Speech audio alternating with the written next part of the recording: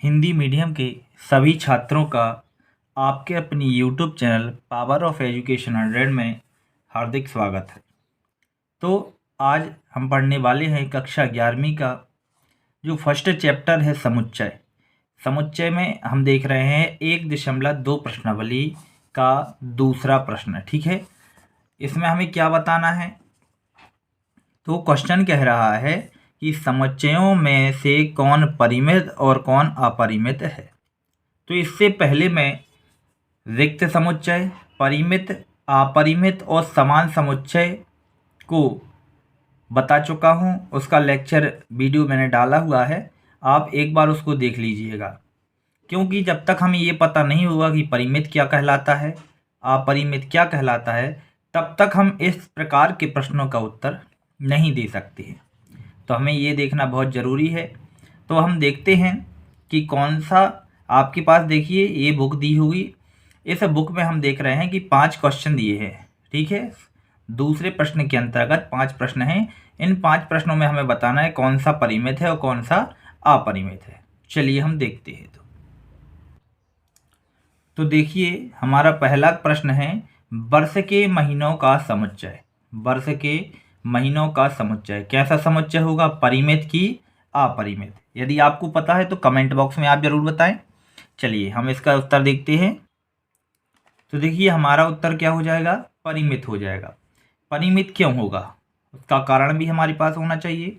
तो परिमित इसलिए होगा क्योंकि वर्ष के जो महीने होते हैं, तो जो महीने हैं इनका जो समुच्चय है, तो देखिए कि जो एक वर्ष होता है, एक वर्ष में कितने महीने होते हैं, 12 महीने। ठीक है, 12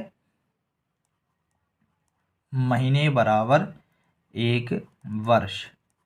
ठीक है, एक वर्ष में 12 महीने होते हैं। तो 12 फिक्स है ना कि एक वर्ष में 12 ही महीने होते हैं। ऐसा नहीं है कि एक वर्ष में कभी 13 हो जाए तो कभी 11 हो जाए, ये फिक्स है कि 12 ही रहेंगे, इसलिए क्या हो जाएगा, परिमित हो जाएगा।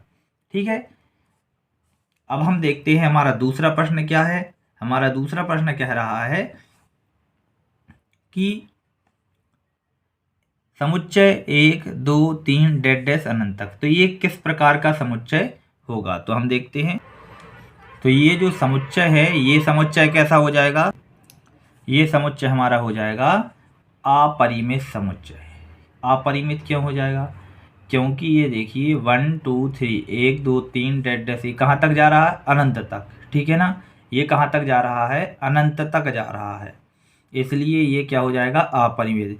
यदि देखिए परिमित समुच्चय क्या कहलाता है, तो परिमित का मतलब होता है जिसमें फिक्स अवयव हो, निश्चित अवयव हो, जैसे हम गिन सकते हैं, ज्ञात कर सकते हैं। और अपरिमित मतलब जैसे हम ज्ञात नहीं कर सकते। तो देखिए ये प्राकृत संख्या है, तो यहाँ से देखिए अनंत तक जा रही हैं, इसलिए क्या हो जाएगा, अपरिमित। ठीक है, अब हम देखते हैं अगला। हमारा अगला प्रश्न क्या है, 1, 2, 3 डैश डैश 99, 100। तो ये जो हमारा समुच्चय है, ये कैसा समुच्चय है आप देख सकते हैं। तो हमारा इसका उत्तर हो जाएगा, ये हो जाएगा क्या, परिमित समुच्चय। कौन सा समुच्चय हो जाएगा, परिमित।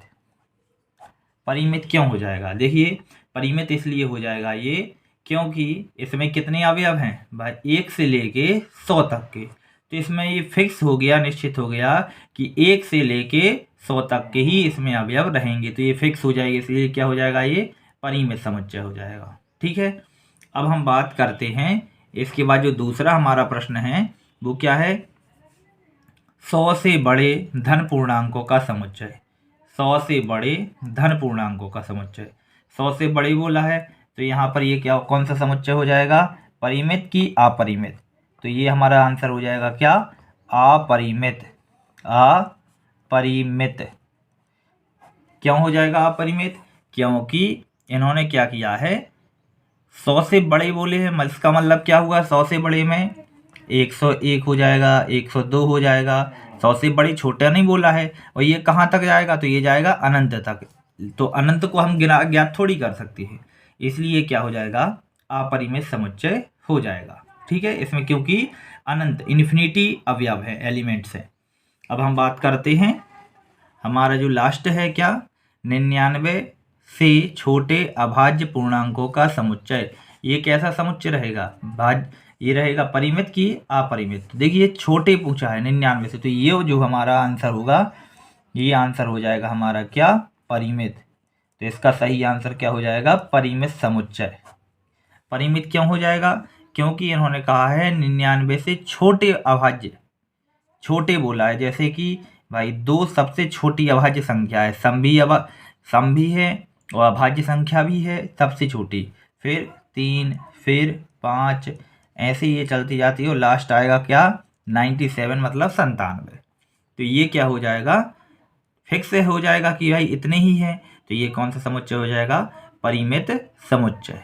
ठीक है, यदि आपको ये समझ में आता है तो कमेंट करके ज़रूर बताएं और ऐसे ही वीडियो देखने के लिए हमारे चैनल से भी जुड़ जाएं। बहुत बहुत धन्यवाद।